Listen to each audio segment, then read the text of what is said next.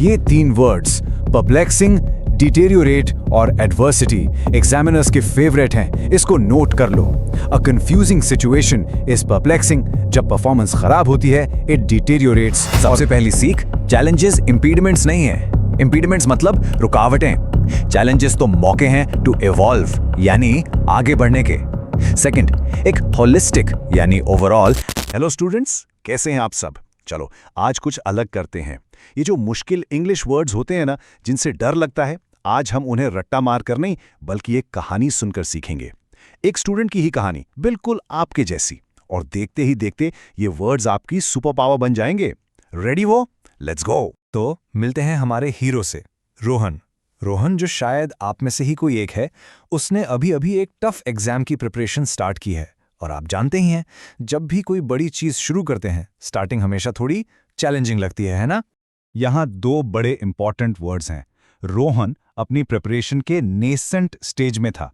Nascent का मतलब बिल्कुल शुरुआती फेज, जब आपने पहला कदम ही रखा हो। और इस स्टेज पर वो काफी एप्रिहेंसिव फील कर रहा था। एप्रिहेंसिव यानी थोड़ा वॉरिड, थोड़ा एंग्शियस।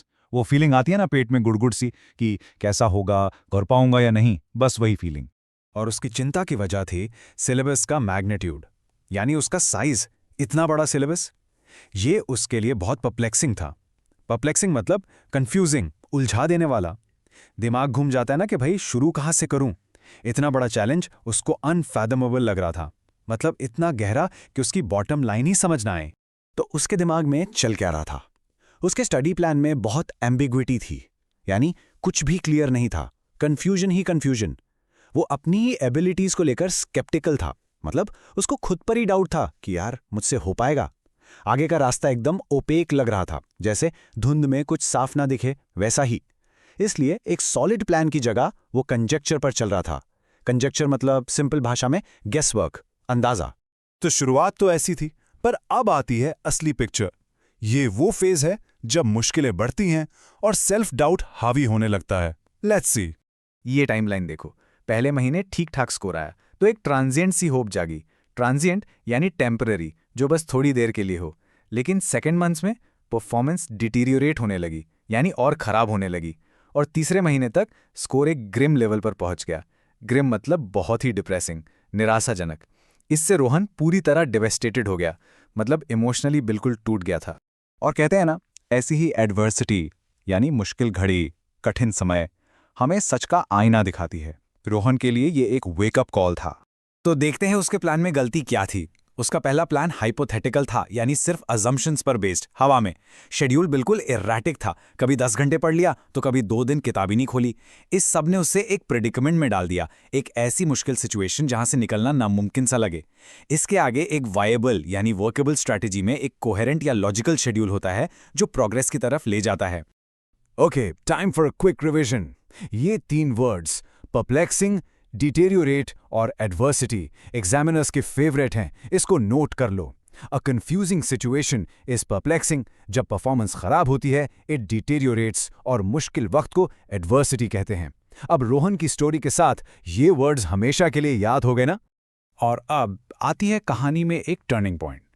जहां रोहन ऑलमोस्ट हार मान चुका था, वहां एक सिंपल सी क्रिकेट एनालॉजी ने सारा गेम ही पलट दिया। यहां से शुरू होती है उसकी कमबैक स्टोरी। इस फेलियर के बाद रोहन ने इंट्रोस्पेक्शन किया। बहुत पावरफुल वर्ड है। इंट्रोस्पेक्शन मतलब आत्ममंथन, शांति से बैठकर अपने अंदर झांकना कि यार गलती हो कहां रही है। और यही इंट्रोस्पेक्शन एक कैटलिस्ट बना। कैटलिस्ट जैसे केमिस्ट्री में रिएक्शन को स्पीड अप करता है, इस सोच ने उसके चेंज को ट्रिगर कर दिया।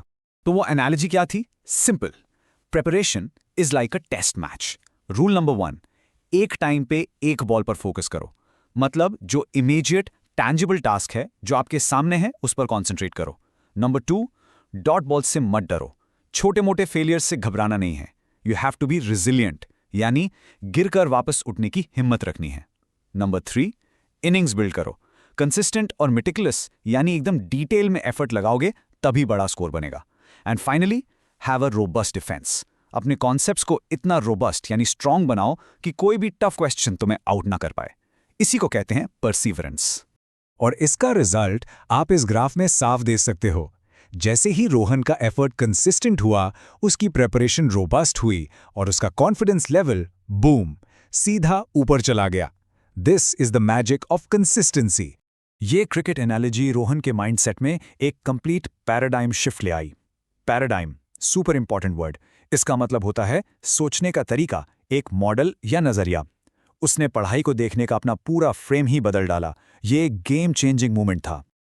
और हाँ, ये रहे अगले 3 गोल्डन वर्ड्स, परसिवियरेंस, रेजिलिएंट और पैराडाइम। ये लाइफ में और एग्जाम्स में दोनों जगह काम आएंगे। जब आप अपने ऐसे में लिखते हो ना, this lead to a paradigm shift, examiner समझ जाता है कि आपको डीप नॉलेज है। So make sure you remember these. चलिए अब देखते हैं कि इस नए पैराडाइम शिफ्ट के बाद रोहन की मेहनत कैसे रंग लाई। Let's move to the best part of his journey, the success story. अपने नए कोहेरेंट प्लान के साथ रोहन ने अपनी नॉलेज को कंसोलिडेट करना शुरू किया। कंसोलिडेट मतलब अलग अलग टॉपिक्स को जोड़कर एक स्ट्रांग फाउंडेशन बनाना। इससे उसकी प्रोग्रेस एक्सेलरेट हुई, यानी तेज हो गई। उसने सब्सटैंशियल यानी काफी बड़े इंप्रूवमेंट्स किए और आखिर में उसकी सारी हार्डवर्क सक्सेस में कल्मिनेट हुई, मतलब उस मेहनत का फाइनल सक्सेसफुल रिजल्ट मिला। और ये देखिए 95%, कहाँ वो ग्रिम स्कोर था और कहाँ ये है उसके सब्सटैंशियल इंप्रूवमेंट का सबूत। This is what happens when you change your paradigm. और इस जबरदस्त सक्सेस के साथ उसका कॉन्फिडेंस और उसकी नॉलेज दोनों फ्लरिश करने लगे। फ्लरिश का मतलब है खिलना। जैसे एक पौधा सही मौसम में खिलता है, वैसे ही रोहन का पोटेंशियल अब खिलने लगा था। तो रोहन की स्टोरी तो सुपर इंस्पायरिंग थी, लेकिन इससे हमारे लिए, आपके लिए क्या टेक अवे है?